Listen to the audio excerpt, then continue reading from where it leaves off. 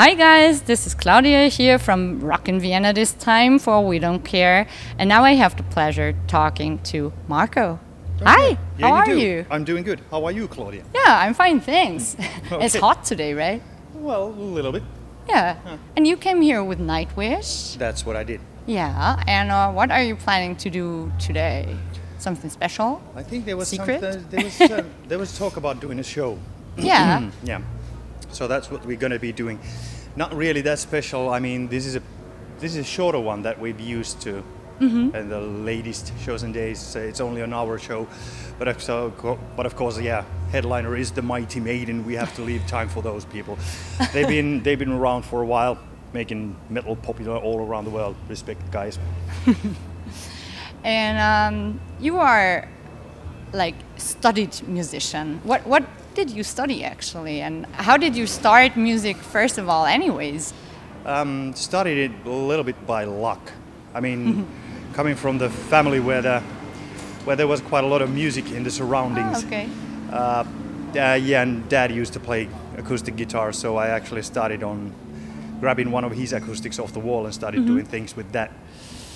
After that, studying a little bit of guitar lessons, bass lessons, classical guitar. Vocals. Some vocals, yeah. But that was still in the 80s when the musical schooling, at least in Finland, was a little bit more classical and also classical elitist in a way. They didn't really trust my sound.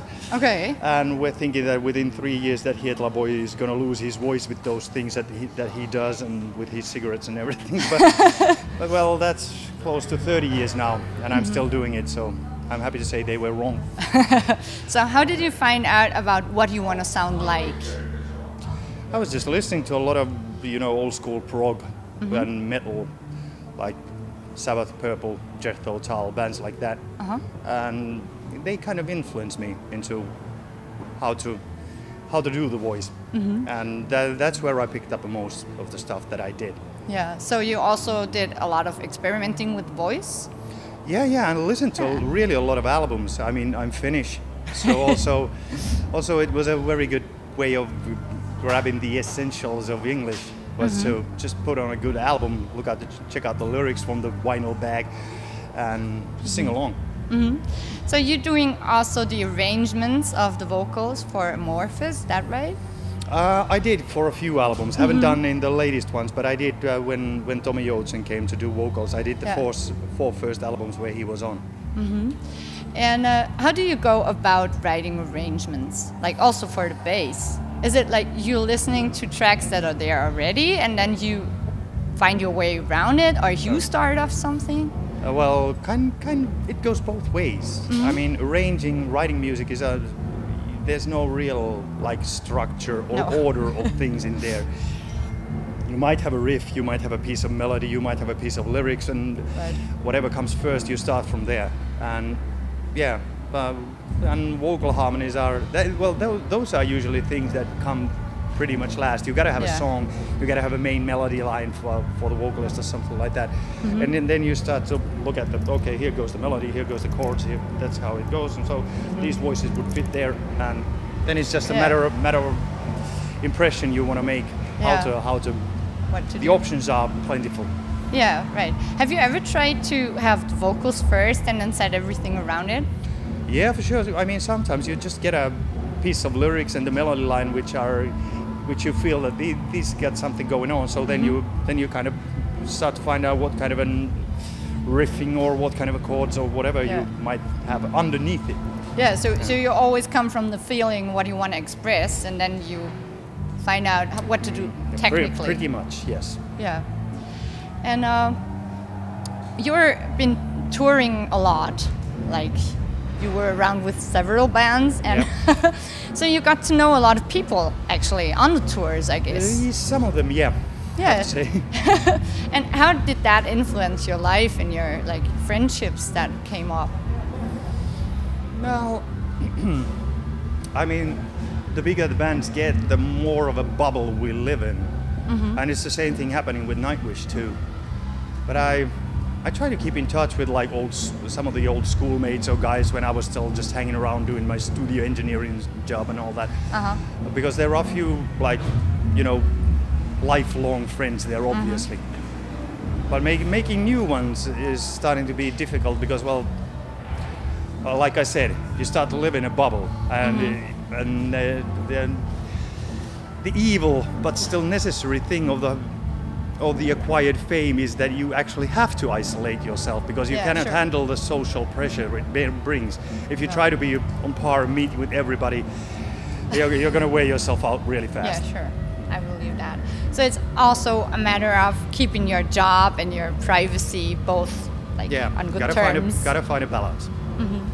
And what would you tell young guys starting out like in a band and trying to become famous? Is that a good way of... Read physics. That's the future. Yeah. So what would you consider a good idea? Like still have a job and do the music besides it? Or no, not really. Just go with the flow? Whether you have a job or not, it's not relevant. But I mean, if you want to be a musician, then you got to have serious persistence, open mind.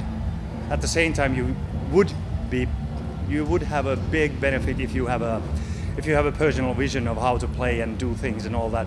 But still, open mind. No matter what kind of a music or whatever you hear, or what kind of a show you see, there's usually something good about it. So do you still do something like just jamming around for fun? Rarely, but if I get a chance to be in right surroundings with the right people, I can do that too. It's just that I don't really go to clubs or pubs or anything where the jams usually happen. Like backstage with the acoustic guitar or something? Yeah, I do that, but I'm pretty much alone with that. So, guys out there, if you know him and you're backstage, just jam with him, please. It would be nice, I guess. Well, depending on the people. Yeah, you have to be good and nice. I don't have to be good. It can be bad as well, as long as you're nice. So the most important thing in life is to have nice people and good music inside yourself. Is that nice people inside myself? Well, no, and good music inside yourself, good ideas inside yourself, and not expecting it from other people. Yeah, I mean, the basic needs of life are not that difficult. I guess we all have that. We do our things, we do our job. It puts the bread on the table and the roof over your head. And then it's nice to be entertained now and then. Go to a movie, see a good show. Well, I'm lucky in that way that I managed to see quite a lot of good shows when I'm doing the festival round with the band. And one last question that I always put to all the guys in the interviews. What is it that makes a person become an artist? Is it like a definition from outside or from inside? Or what is an artist? That's a hard one. I mean, artist is a little bit of a flamboyant word anyway. Right. I mean, I guess I would be somewhere between artist and an entertainer. I mean, entertainer or entertainment, it's a downgraded word for no reason. I mean, everybody needs that. It's important. Right. Yeah. So, and as a matter of fact, doing the shows with a rock band is very entertaining to myself as well. I don't know how it came to be. I guess I was ambitious when I was a kid. I wanted to become an astronaut, but when it kind of dawned on me that Finland doesn't have a space program, I had to give up on that. Yeah. So and then it's just happened that I started playing. Now I'm here. This is a pretty good way of getting close to stars as well. Yeah, that's true. There's plenty of them around. So thank you very much for the interview, and I hope you have a great day today. You too. Thank you. Thank you. Okay. Like us on wherever we are, Facebook, look at our website, and there you go. Thanks.